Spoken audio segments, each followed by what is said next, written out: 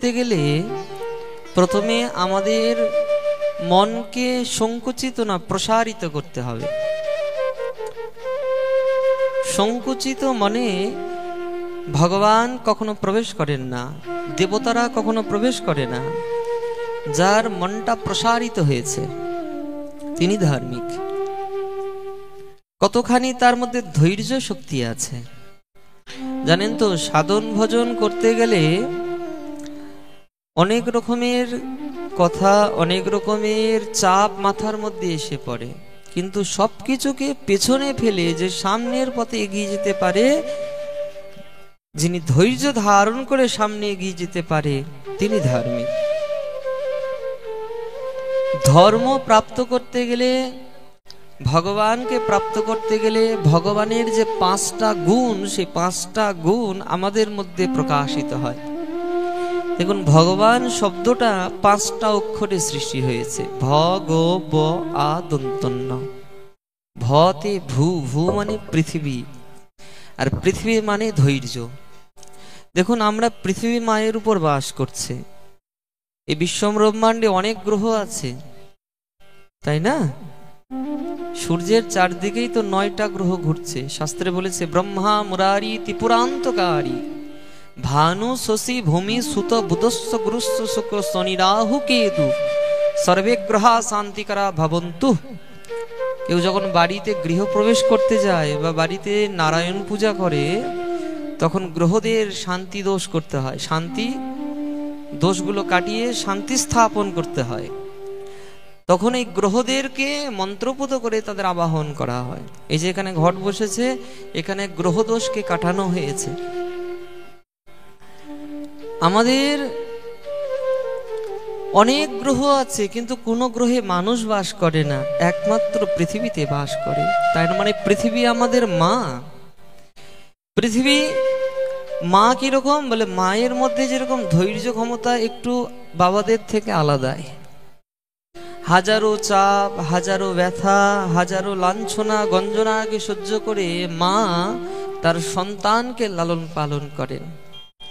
এই পৃথিবীতে মাকে অনন্য শক্তি প্রদান করেছেন ভগবান শ্রীকৃষ্ণ। মাতৃশক্তি ভগবৎ শক্তি সমতুল্য। পৃথিবী আমাদের মা। পৃথিবীর উপর আমরা কত রকমের অত্যাচার করি, তাই না? কিন্তু পৃথিবী মা কখনো বিরক্ত বোধ করে না, তার ধৈর্যকে সঙ্গে করে নিয়ে চলেন। পৃথিবী মানে ভূ, ভূ মানে ভগবান, ভাতে ভূ। ধৈর্য ক্ষমতা যার অন্তঃকরণের মধ্যে আছে, হরিনাম জপ করবে, ধৈর্য চাই। এক আসনে কতক্ষণ বসে থাকতে পারি? ভাগবতে বসেছি, কতক্ষণ বসে থাকতে পারবো? 2 ঘন্টা, 3 ঘন্টা, 4 ঘন্টা। আমাদের ভাগবত সপ্তাহ যজ্ঞগুলো বাইরে যখন হয়, তখন এই সন্ধ্যা 5টা থেকে শুরু হবে, রাত্রি 12টা 1টা। এই যে কিছুদিন আগেই হয়ে গেল, এখানে শুরু হওয়ার একদিন আগে আমি বাড়ি এসেছি, মালদার রতুয়া শহর। প্রতিদিন সেখানে বিকেল 5টার দিকে আর পাঠ বিশ্রাম হতেন রাত্রি 1টায়। এত অজস্র ভক্ত সমাজ, বড় বড় পুলিশ অফিসার, মাস্টার, কলেজের প্রফেসর সবাই বসে আছে। তো এত পিপাসু, ধৈর্য না থাকলে কখনো বসে থাকা যায় না। মা প্রথম গুণ ধৈর্য, আর ভগবানের প্রথম গুণ ধৈর্য। ভ গ গতে গগন। গগন মানে আকাশ। আকাশ যেরকম উদার, দেখুন আকাশের বুকে সবাই আছে, আমরাও আছি। আমরা কিন্তু পৃথিবীতে আছি, তা মানে এই না যে আকাশে নাই। পৃথিবী তো ঘুরছে, আমরাও আকাশে। এই গ্রহ, নক্ষত্র, তারকা, জ্যোতিষ্কপুঞ্জ, অনন্ত ব্রহ্মাণ্ড যা কিছু সব আকাশের বুকে, আমরাও আকাশে। আকাশ কত বড় উদার যে সবাইকে বুকে স্থান দিয়েছে। হৃদয়টাকে এতটা বড় করে তোলো যাতে এই হৃদয়ের মধ্যে সবাই সে স্থান পায়, সকলেই যেন এই অন্তঃকরণের মধ্যে স্থান পায়, সকলেই যেন এই হৃদয়ের মধ্যে স্থান পায়। এই জন্য সংকুচিত নয়, প্রসারিত করা চায়। ভ গ বতে বায়ু, বায়ু মানে বাতাস, বাতাস যেরকম চলতে থাকে আমাদের কি জীবনে এরকম সামনের পথে চলতে হবে, জীবনে ভক্তি পথে চলতে হবে, সামনে এগিয়ে যেতে হবে। ভ গ ব আতে অগ্নি, আগুন যেরকম উপরে ওঠে, প্রদীপ জ্বালা উপরে উঠবে, মোমবাতি জ্বালা উপরে উঠবে। কেন আগুন উপরে ওঠে? কেন? আগুনের ধর্ম ঊর্ধ্বগমনতা, উপরে ওঠা। ঠিক তেমনি জীবনে সবসময় উচ্চ বিচার রাখতে হয়, ছোট ছোট ছোট ছোট বিচারধারা নিয়ে পড়ে থাকতে নাই। যার যত উচ্চ বিচার, যার যত উচ্চ ভাবনা, উচ্চ চিন্তা, তার জীবন সাধন তত উন্নত হয়। আর শেষে বললেন নতে নীর, নীর মানে জল। ভগবানকে প্রাপ্ত করতে গেলে, ধর্ম করতে গেলে আমাদের প্রথম যে বস্তুটা প্রয়োজন সেটা হলো জলের ন্যায় স্বচ্ছতা। হাতের মধ্যে যদি আমাদের দুধ পড়ে না, আমরা জল দিয়ে হাত ধুই, তাই না?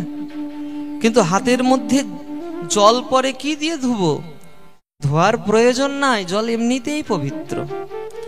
যতই অপবিত্র বস্তু স্পর্শ করে এসো না কেন, জলের মধ্যে স্নান করো, আপনা পবিত্র হয়ে যায় শরীরটা। ঠিক তেমনি মনটাকে যে জলের ন্যায় স্বচ্ছ করেছে সে ধার্মিক। ভগবান যখন এই গুণাবলীগুলো অন্তঃকরণের মধ্যে ফুটে ওঠে, তখন আপনা ধর্ম করে বসে ব্যক্তি, আপনা।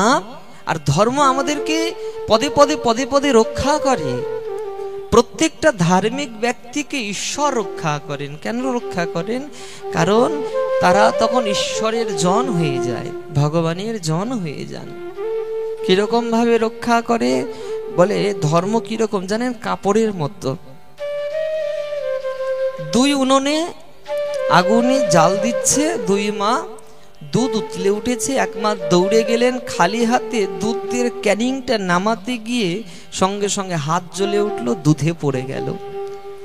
আর এক মা করলেন কি, ওই গ্যাস থেকে দুধ নামাতে গিয়ে খালি হাতে ধরলেন না, কাপড় দিয়ে ধরলেন, শাড়ির আঁচলটা দিয়ে ধরে সেখান থেকে দুধের ক্যানিংটা নামালেন। এতে হাতও জ্বলল না, দুধও পড়ল না।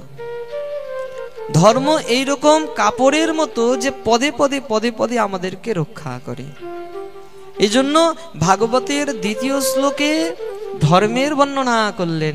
একজন মানুষকে ধার্মিক হওয়া প্রয়োজন।